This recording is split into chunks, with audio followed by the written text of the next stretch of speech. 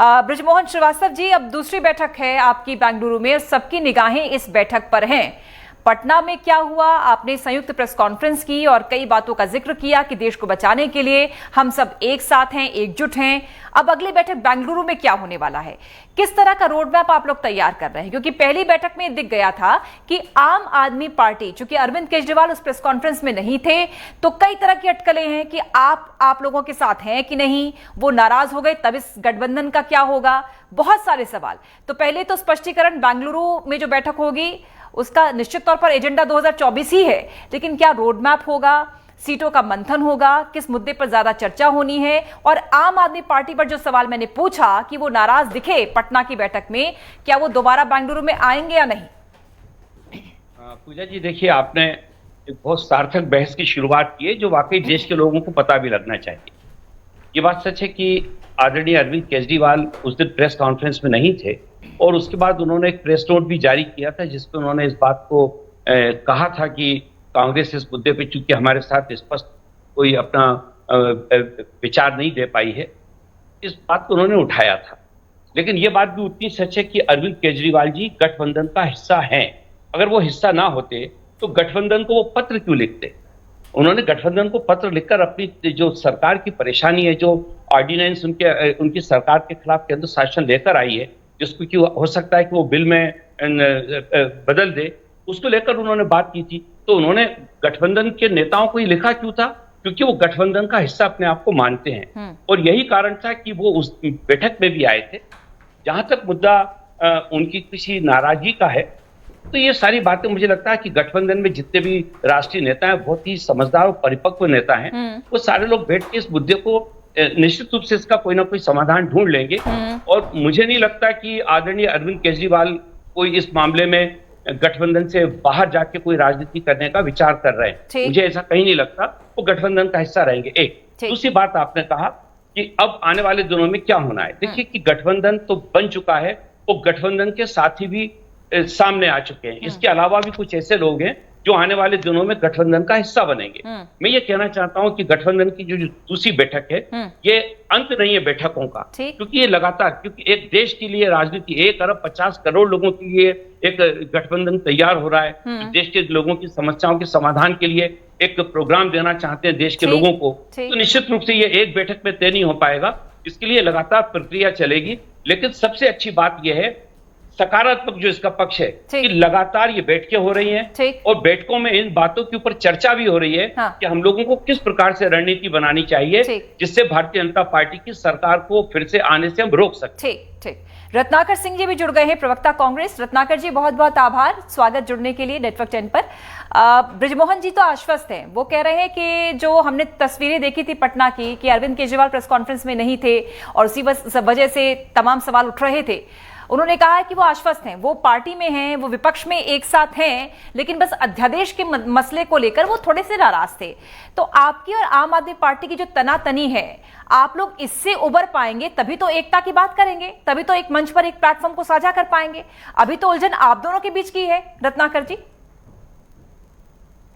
पूजा जी, मैं सबसे पहले यही कहना चाहूंगा कि ये तमाम जो पार्टियां एक साथ एकजुट होकर के भारतीय जनता पार्टी के खिलाफ लड़ने का जो ये गठबंधन की कवायद कर रही है, निश्चित रूप से सबका उद्देश्य एक है कि इस भारतीय जनता पार्टी को जो सत्ता से बेदखल करना और जनता को एक ऐसा शासन देना जो जनहित में काम करे, जनता के लिए काम करे, न कि अंबानी और अडानी के लिए सिर्फ काम करे। तो हमारा उद्देश्य यही है। और देखिए, ये लोकतंत्र की लड़ाई है और संविधान बचाने की लड़ाई है, तो हम जरूर निश्चित रूप से चाहेंगे कि उसमें सारी लोकतांत्रिक पार्टियां जो भारतीय जनता पार्टी के नीतियों के खिलाफ हैं, वो हमारे साथ आए और जरूर इस लड़ाई में शामिल हो। लेकिन रही बात जो मुद्दों के मतभेद की, तो मैं ये कहना चाहूंगा पूजा जी कि मुद्दों पे मतभेद हो सकते हैं। हो सकता है कि 10 मुद्दे हैं, उसमें हम 8 मुद्दों पे सहमति बन जाए, हमारी 2 मुद्दों पे नहीं बने, लेकिन तो मुद्दों में मतभेद हो सकता है, लेकिन हमारा उद्देश्य बिल्कुल सही है। ठीक, रत्नाकर जी, लेकिन जिस मुद्दे को लेकर आम आदमी पार्टी उठी हुई है और आपका सहयोग चाहती है, समर्थन चाहती है, वो भी तो यही कह रही है कि संविधान का हनन हो रहा है, अध्यादेश जबरदस्ती लागू किया जा रहा है, तो क्यों आप लोग समर्थन नहीं करते? वो भी तो इसी का हवाला दे रहे हैं। देखिए, मल्लिकार्जुन खड़गे साहब ने, जो हमारे राष्ट्रीय अध्यक्ष है, उन्होंने स्पष्ट तौर से कहा है कि जब सत्र चालू हो जाएगा तो सत्र में जो है लाइक माइंडेड जो पार्टियां हैं जैसे एनसीपी है या शिवसेना है या तमाम ऐसी टीएमसी है जो पार्टियां हैं जो हमारे साथ महागठबंधन का हिस्सा बनने जा रही हैं, तो निश्चित रूप से उनसे राय मशवरा जरूर किया जाएगा और उस समय मानसून सत्र के दौरान जो है यह निर्णय लिया जाएगा कि क्या करना है, अध्यादेश पे हमको समर्थन देना है या क्या करना है, ये आगे की रणनीति है जी। और अगर आप लोग समर्थन नहीं देते, खींचतान तो यूं ही बनी रहेगी, तो फिर किस बात की विपक्षी एकता? जब आप लोगों का मनभेद है, मतभेद तो एक पल को दूर हो जाएं रत्नाकर जी, लेकिन जब मनभेद होता है सर, तब तो बड़ा मुश्किल हो जाता है एक सूत्र में बंधना। पूजा जी देखिए, स्पष्ट तौर से मैं कहना चाहूंगा कि हर पार्टी की अपनी एक आइडियोलॉजी होती है, विचारधारा हर पार्टी की अलग होती है।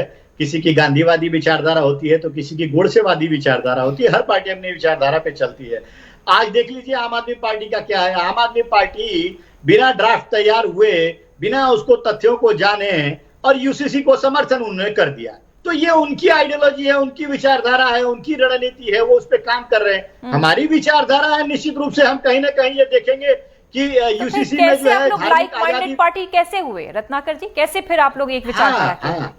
देखिए मैंने स्पष्ट तौर से कहा है पूजा जी कि कुछ मुद्दों पर आप साथ हैं, लेकिन कुछ मुद्दों पर साथ नहीं है।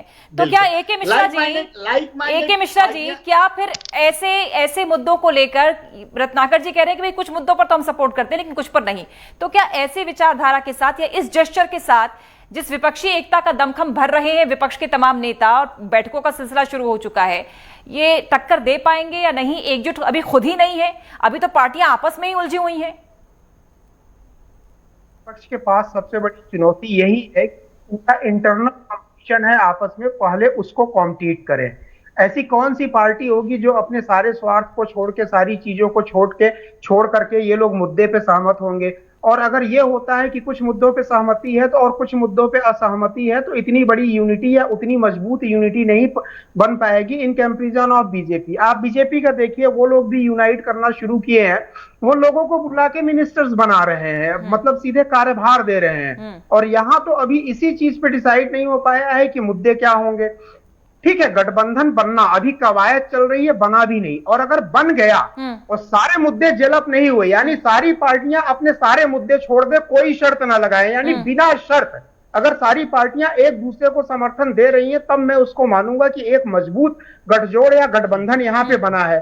सबसे बड़ी चुनौती इस वक्त विपक्ष के सामने यही है कि देखिए, ये भारत के राजनीति की, अभी नहीं, हजारों साल से भारत के राजनीति की ये विशेषता रही है, कमजोरी रही है कि यहाँ के क्षेत्रीय नेता कभी एक नहीं हुए हैं। तो मैं तो इस परिप्रेक्ष्य से भी देखता हूं कि शायद हजारों साल में पहली बार ऐसी हो कि अपने सारे राग द्वेष और सारे विभिन्नताओं को भुला करके ये लोग एक हो जाए। उस तरह का जेलअप अगर तैयार हो सकता है तो डेफिनेटली बहुत स्ट्रांग इन लोगों का बनेगा। अदरवाइज इसकी उम्मीदें मुझे कम लगती हैं। हर पार्टी के हर तस्वीर हमने देखी मिश्रा जी, अरविंद केजरीवाल चाहते तो चुपचाप प्रेस कॉन्फ्रेंस में बैठ जाते, एटलीस्ट ये मैसेज जाता कि हाँ सब एक हैं, लेकिन वो हमने देखा राघव चड्ढा की तस्वीरें सबको वो रिसीव कर रहे हैं, लेकिन फिर अचानक से बैठक के बाद सब गायब हो जाते हैं। नहीं, यहाँ पे है क्या ना कि जितने लोग हैं सब लोगों की अपनी व्यक्तिगत ख्वाहिशें हैं, चाहे अरविंद केजरीवाल हो चाहे जो भी हो, और अपने हिस्से का कोई भी आदमी लूज नहीं करना चाहता है। जब तक आप कुछ खोना नहीं चाहते हैं तो इतने बड़े गोल को आप पाएंगे कैसे? मैं सारे पार्टियों को, विपक्ष के लोगों को, मतलब ये करबद्ध मैं सविनय निवेदन करूंगा कि पहले अपने स्व को तो त्यागिए, पहले दधीच ही बनिए। कौन दधीच बनेगा? कौन अपने प्राणों का उत्सर्ग करके जो है इस महान गोल के लिए, जो इन लोगों का, खैर वो राष्ट्र के लिए तो नहीं है, वो पार्टी के अगेंस्ट है, बीजेपी को हराना है। तो कौन दधीच कौन बनेगा? कोई दधीच नहीं बनना चाहता है। महबूबा मुफ्ती और उमर अब्दुल्ला ने पूछ ही दिया था केजरीवाल से कि भाई धारा 360 पे आपने हमें क्यों नहीं सपोर्ट किया, उस वक्त क्यों नहीं सपोर्ट किया? तो इसी तरीके से बहुत सारी विभिन्नताएं हैं। रत्नाकर जी कुछ कहना चाह रहे हैं, सुन लेते हैं जी। रत्नाकर पहले कैसे करेंगे ये देखना है। तमाम पूजा जी देखिए, ये तमाम एनालिसिस और इस तरह से जैसे कि यह असंभव है और सच्चाई है सर, रत्नाकर जी सच्चाई है, कई बार देख चुके हैं हम। मैं पूजा जी मैं बता देता हूँ, इसीलिए 10 सेकंड मांगा है, बहुत ज्यादा नहीं मांगा है। देखिए, ये तमाम जो एनालिसिस कर रहे हैं और असंभव सा प्रतीत होने वाला ये गठबंधन की बात कर रहे हैं, भाई साहब जरा भारतीय जनता पार्टी का भी उदाहरण लेकर देखिए। 29 दलों का गठबंधन बना था और उन्होंने एनडीए का गठन किया था, तब भी 16 दल बने थे 1998 में, और तब उसके बाद जाके 29 दलों का बनाइए ना, बात गठबंधन बनाने की है, उन्होंने बनाया तो आप 50 लोगों का बनाइए। जब उद्देश्य अरे सुन तो लीजिए, इतना बौखलाइए नहीं। जब उद्देश्य बहुत क्लियर होता है ना, साफ होता है ना, तो उसमें जो भी बाधाएं आती हैं, जो भी अगर मनमुटाव की अगर बातें आती है, सबको मिल बैठ करके हम जो है सहेज के उसको समझ लेते हैं। क्या उद्देश्य क्या है बताइए, आपका उद्देश्य क्या है गठबंधन बनाने का? थे नहीं क्या आप पूरे डिबेट में नहीं थे? आप एक बार बता दीजिए। बच्चों की तरह प्रश्न कर रहे हैं, बच्चों नहीं, हम आपका पॉइंटेड उद्देश्य जानना चाहते हैं क्या है। विपक्ष का ये मिश्रा जी, वो कह रहे हैं कि हम देश बचाने निकले हैं, हम संविधान बचा रहे हैं। विपक्ष इस एजेंडे के साथ आगे बढ़ रहा है। जिससे भी पूछिए, विपक्ष के किसी भी नेता से पूछिए कि भाई आपकी स्ट्रैटेजी, आपका रोड मैप क्या है, आप लोग एकजुट किस मुद्दे को लेकर हैं। वो कहते हैं हम संविधान को बचाने के लिए, देश को बचाने के लिए। लिखित रूप में वो उद्देश्य सामने नहीं आया कि हमारा ये एक उद्देश्य है या ये हमारे पूजा जी शांत कराइए, बीच में नहीं बोले, नहीं तो मैं बोलूंगा तो फिर ये बोल नहीं पाएंगे। ठीक, रत्नाकर जी बात पूरी कीजिए। ब्रिजमोहन जी आ रही है आप बीच में इतना उद्वेलित मत होइए, धैर्य रखिए। आप अगर बुद्धिमान है, तर्कों पे तथ्य दे सकते हैं तो धैर्य रखिए, अपने समय का इंतजार करिए। निजी टिप्पणी नहीं सर, निजी टिप्पणी नहीं, बात पूरी कीजिए। नहीं, बीच में देखिए, ये कहना बिल्कुल बेमानी है, क्योंकि ये भारत के इतिहास में कोई पहली बार गठबंधन और आखिरी बार गठबंधन तो नहीं हो रहा। इससे पहले भी बहुत सारे गठबंधन हुए हैं, एनडीए भी हुआ है, यूपीए भी हुआ है, और बहुत सफलतापूर्वक उन्होंने 5 साल अपने पूरे किए हैं। और बहुत सारे जब दल एकत्रित हो जाते हैं, निश्चित रूप से ये लोकतांत्रिक पार्टियां हैं, अपना हक मांगने के लिए और अपनी बातों रखने के लिए स्वच्छंद होती हैं, और वो रखती हैं। लेकिन अगर उद्देश्य अगर सही होता है कि हमको इस फांसीवादी ताकत को सत्ता से बेदखल करना है, तो निश्चित रूप से सब लोग मिल करके उसको मिल बांट करके उसका हल निकालेंगे। इसी मुद्दे को लेकर जब अरविंद केजरीवाल पूरे देश में घूम रहे हैं, जगह जगह जा रहे हैं रत्नाकर जी, तब भी कांग्रेस सपोर्ट नहीं कर रही। इसी मुद्दे को उठाए हुए अरविंद केजरीवाल जगह जगह जा रहे हैं, विपक्षी नेताओं से मिल रहे हैं, कह रहे हैं कि संविधान को बचाना है, ये तानाशाही को खत्म करना है, लेकिन तब आप सपोर्ट नहीं कर रहे। कहना बहुत जल्दीबाजी होगा पूजा जी, आपका कहना बहुत जल्दीबाजी हो जाएगा कि कांग्रेस सपोर्ट नहीं कर रही है। कांग्रेस के मल्लिकार्जुन खड़गे साहब ने क्लियरली बताया है कि मानसून सत्र के दौरान हम उस समय निर्णय लेंगे, हमारी जो साथी पार्टियां हैं उनके साथ बातचीत करके उस समय निर्णय लेंगे। आप ऐसा कैसे डिक्लेयर कर सकते हैं कि हम अभी समर्थन नहीं दे रहे? और देखिए रही बात, लेकिन जब सबने दे दिया तो फिर आप लोग की चुप्पी क्यों? आप लोग इतना क्यों समय ले रहे हैं? इससे तो यही जाहिर है कि कुछ तो चल रहा है आपके जहन में। आप नहीं, बिल्कुल नहीं। आप कैसे कह सकते हैं कि सबने दे दिया? अरे हम बात करेंगे, हम उस समय जब परिणाम आएगा तो आप देखेंगे। उद्धव ठाकरे से मिलते हैं, वो शरद पवार से मिलते हैं, वो ममता बनर्जी से मिलते हैं। नहीं, मिलने के लिए तो सारे लोगों से मिलते हैं ना, मिलने के लिए सारे मिलने। साझा प्रेस कॉन्फ्रेंस करते हैं सर, साझा प्रेस कॉन्फ्रेंस भी होती है जिसमें सहमति होती है कि हाँ हम उनको समर्थन दे रहे हैं। मुद्दे को डिरेल मत करिए। मिलने का मतलब ये नहीं होता है कि समर्थन मिलना ही होता है। मिलने के लिए हर पार्टी, आप लोग जो मिल रहे हैं इसके मिलने का मतलब ही मिलना नहीं है। जो आप कह रहे हैं कि मिलने का मतलब समर्थन नहीं होता, तो फिर एक बार फिर वही सवाल कि जब विपक्ष मिल रहा है, क्या हम उसको समर्थन माने कि नहीं, एक दूसरे का सपोर्ट पूरा जवाब दे दूं आपको, पूरा जवाब दे दूं आपको। आप बीच में प्रश्न अगर एक सेंटेंस के बाद नहीं पूछेंगे तो जवाब दे देता हूं। ठीक। देखिए, मिलने का मतलब और कहने का मतलब जब स्पष्टता से आ जाती है सब बातें, जब मीडिया फोरम में, तो कोई अगर कहता है कि हम इनको समर्थन देंगे तो निश्चित रूप से वो समर्थन देता है। अभी जो पिछला जो पटना में जो मीटिंग हुआ है उसमें सारी पार्टियां जो एकत्रित हुई थी, वो सारी पार्टियों ने प्रेस कॉन्फ्रेंस जब हुआ, उन्होंने क्या कहा? उन्होंने कहा कि हम सारे लोग इस मुद्दे पर सहमति बन चुकी है कि हम मिल बैठ करके और एक साथ चुनाव लड़ेंगे, सारी पार्टियां चुनाव लड़ेंगी। और उसके बाद अगला जो रणनीति तय हुआ कि जो 12 जुलाई को शिमला में मीटिंग होने वाली थी, वो अब 13 से 14 जुलाई को बैंगलोर जी, वो तो हम भी जान रहे हैं। हम तो सवाल आम आदमी पार्टी को लेकर उठा रहे हैं, लेकिन ठीक है, थोड़ी देर बाद आऊंगी सर। ब्रिजमोहन जी बहुत देर से इंतजार कर रहे हैं। ब्रिजमोहन जी, इसमें एक शिगुफा उठ गया, कल काफी हलचल थी शरद पवार को लेकर, क्योंकि देवेंद्र फडणवीस ने एक बयान जो दिया है, वो माना जा रहा है कि ये कहीं ना कहीं डेंट मारेगा 2024 में, क्योंकि शरद पवार को डबल गेम खेलने का उन्होंने वो देवेंद्र फडणवीस ने आरोप लगा दिया कि शरद पवार डबल गेम खेल गए। अब ऐसे में जब एनसीपी अपनी खींचतान से जूझ रही है, देवेंद्र फडणवीस का ये बयान कैसे देखें? और चूंकि एक एक बयान को जोड़कर हम विपक्षी एकता को भी देख सकते हैं, आपको इस बयान से कितना नुकसान या कितना फायदा, कैसे देख रहे हैं इस बयान को? देखिए, इस पूरे बयान से सबसे ज्यादा नुकसान हुआ है आदरणीय देवेंद्र फडणवीस साहब का। उन्होंने खुद ने इस बात को स्वीकार कर लिया है कि वो राजनीति में उतनी समझ नहीं रखते हैं जितनी की परिपक्वता एक राजनेता में होनी चाहिए। 48 घंटे पहले जो बात होती है वो ये मान के चलते हैं इस 48 घंटे में कोई बदलाव नहीं हुआ और उस पर वो अपना कदम आगे बढ़ा देते हैं। देखिए, जिस समय इस प्रकार की सरकारों का गठन होता है उस समय जो भी राजनेता होते हैं वो हर संभावनाओं के ऊपर चर्चा करते हैं, हर संभावित व्यक्ति से बातचीत करते हैं और उस बातचीत में जो सबसे बेहतर ऑप्शन होता है उसको माना जाता है। अब देवेंद्र फडणवीस साहब ने उस समय यह मान लिया था कि 48 घंटे पहले जो बातचीत हुई है कि उन्होंने खुद ने स्वीकार भी किया है कि हमारा उपयोग हुआ। प्रश्न उठता है कि इनका उपयोग क्यों हुआ? इसलिए उपयोग हुआ कि ये नासमझी से राजनीति कर रहे थे, तो इससे हम लोगों का कोई नुकसान नहीं हुआ। अब प्रश्न उठता है कि आदरणीय देवेंद्र फडणवीस साहब ने आज इस मुद्दे को क्यों उठाया? ये मुद्दा बताता है कि पूरी तौर से वो हताश हो गए हैं महाराष्ट्र को लेकर और भारतीय जनता पार्टी का पूरा नेतृत्व हताशा महसूस कर रहा है। अभी तक ये सोचते थे कि राष्ट्रवादी कांग्रेस पार्टी में हम आदरणीय अजीत पवार साहब के मामले में कुछ ना कुछ खबरें चला के एक ये इस ढंग का परसेप्शन बना देंगे कि शायद अजीत पवार जी सहमत नहीं है। तो उस मामले में पूरी तौर से ये फ्लॉप हो गए। उसके बाद आज इन्होंने इस मुद्दे को उठाया है। ठीक, एक सवाल मैं इसमें ऐड करना चाहती हूँ ब्रिजमोहन जी, एक सवाल इसी में एक पॉइंट ऐड करना चाह रही हूँ ब्रिजमोहन जी, उसका भी जवाब दे दीजिएगा। क्योंकि शरद पवार के लिए कहा जाता है कि वो सियासी पंडित हैं, वो जितना ऊपर दिखते हैं उतना ही नीचे हैं, वो क्या सोच रहे हैं और क्या करेंगे ये कोई नहीं जानता। ऐसे में क्या विपक्षी दल ये नहीं समझेंगे या सोचेंगे, उनके दिमाग में क्या ये बात नहीं आएगी कि कुछ दिन पहले शरद पवार का सॉफ्ट कॉर्नर नजर आ रहा था, चाहे वो अडानी के मुद्दे को लेकर हो या फिर भाजपा सरकार के प्रति? तो क्या 2024 आते आते क्या देवेंद्र फडणवीस जो पहले बात कह रहे थे कि शरद पवार ने हामी भर दी थी लेकिन वो पलट गए, क्या ऐसा हो सकता है कि 2024 के मुहाने पर जब हम पहुंचे तब भी शरद पवार ऐसा कर जाएं कि विपक्ष के साथ रहे लेकिन ऐन मौके पर वो भाजपा के साथ चले गए? ऐसा क्या संभव है और क्या ये विपक्ष नहीं सोचेगा इस खुलासे के बाद?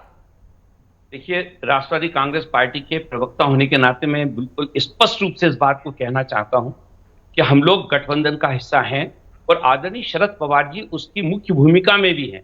आपने पूछा कि अभी दधीच बनने के लिए कौन तैयार है, तो आदरणीय शरद पवार जी और नीतीश कुमार दोनों ने इस बात को कहा है कि इस पूरे गठबंधन के लिए हम अपने ढंग से पूरी शक्ति लगाएंगे और उसके पीछे हमारा कोई राजनीतिक मंतव्य नहीं है। ये बहुत स्पष्ट रूप से बोला उन्होंने। तो इस मामले में किसी को भी शक करने की कोई जरूरत नहीं है। आदरणीय शरद पवार जी इस गठबंधन के साथ हैं और अंतिम क्षणों तक हम लोग इस गठबंधन का हिस्सा रहेंगे और हम चाहेंगे कि भारत में फिर से भारतीय जनता पार्टी की सरकार सत्ता में न आने पाए, इसके लिए हर संभव कोशिश की जाएगी। मतलब कुल मिलाकर मकसद ये है कि भाजपा सत्ता में न आए, इस मोटो के साथ आप लोग आगे बढ़ रहे हैं। मिश्रा जी, निश्चित रूप से मिश्रा जी, आत्ममुग्ध हो करके प्रस्तुतिकरण करना, हमारे जो एनसीपी के राष्ट्रीय प्रवक्ता महोदय बैठे हैं आत्ममुग्ध होकर प्रस्तुतिकरण कर रहे हैं। कद्दावर नेता होने का मतलब आज भी भारतीय इतिहास में, भारतीय राजनीति में इसका मतलब ये होता है कि आदमी किसी न किसी लेवल पे जाके अपनी बात पे टिके। 48 घंटे में अपने बयान को, अपने एक्ट को बदल देने वाला नेता कभी कद्दावर नेता नहीं होता है। डेंट पहुंचा है, और डेंट क्या पहुंचा? इनके इसी कृत्य के कारण पूरा महाविकास आघाड़ी सरकार गिर गई। बाद में गिरी कि नहीं, कितना महंगा पड़ा इनको। जो बोल रहे हैं हमें कोई नुकसान नहीं हुआ, शिवसेना का क्या हाल हुआ?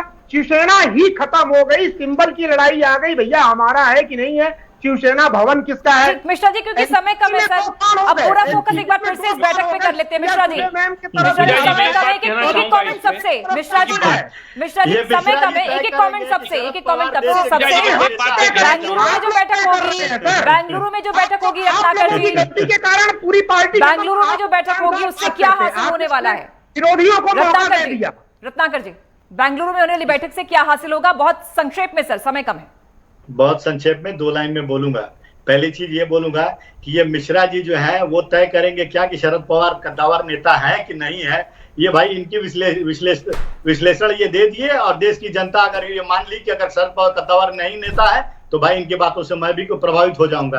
लेकिन देश ये जानता है कि शरद पवार कितने कद्दावर नेता है और महाविकास आघाड़ी की जो सरकार बनी थी वो उनकी सोच का नतीजा था। और आगे भी बता क्यों नहीं पाया कद्दावर नेता थे? अरे सुनो भाई, बेंगलुरु में क्या हासिल होगा सर?